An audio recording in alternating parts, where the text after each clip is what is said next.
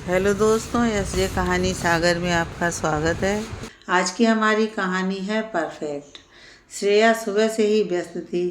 शाम में उसके पति राघव के कुछ दोस्त अपने परिवार के साथ डिनर पर आ रहे थे।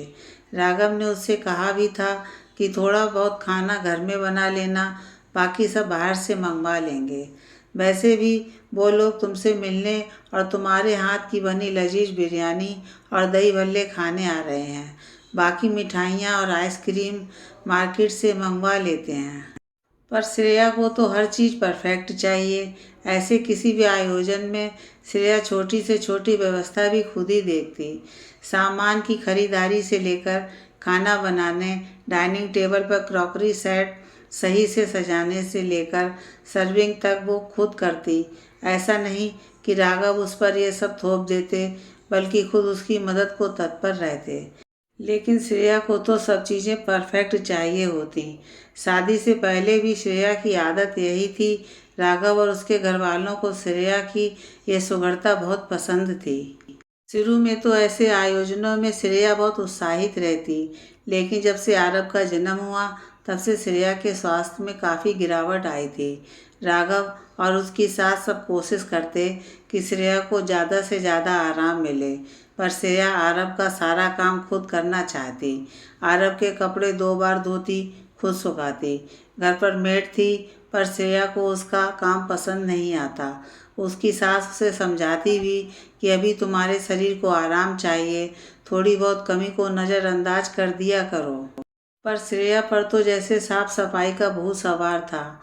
वो कहती, माँ आप तो कुछ दिन बाद चली जाएंगी, आरव को तो मुझे ही संभालना है। यहाँ तक कि वो अपनी सास और राघव को भी हर काम पर टोकती रहती।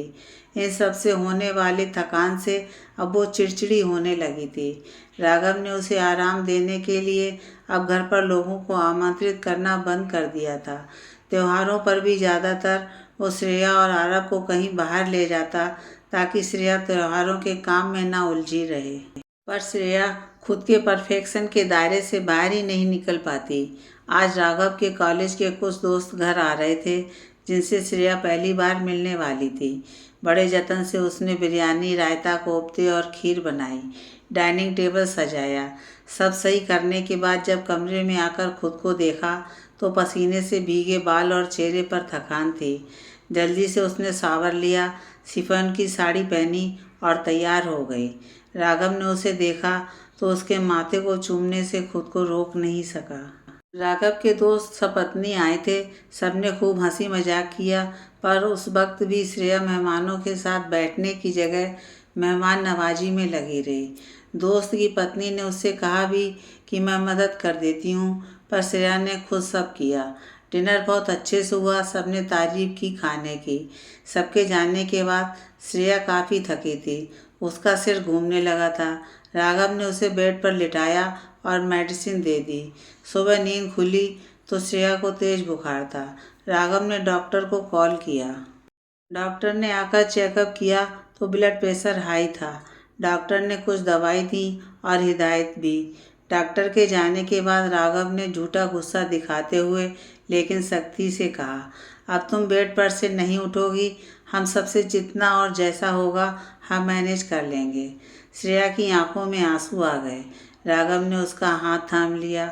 श्रेया ने रोते हुए कहा, पूरी जिंदगी मैंने माँ को सिर्फ ताने सुनते हुए ही देखा है। घर पर हर कोई उनके काम में कमियां निकालते रहता। दादी उनकी तुलना अपनी बेटियों से करती और पापा उनकी तुलना अपने भाई और दोस्तों की बीवियों से, और तब से ही माँ हर वक्त उदास रहती। उनका आत्मविश्वास भी खत्म हो गया खुद पर से। फिर जिन कामों में वो माहिर थी उनमें भी गलतियाँ होने लगी उनसे।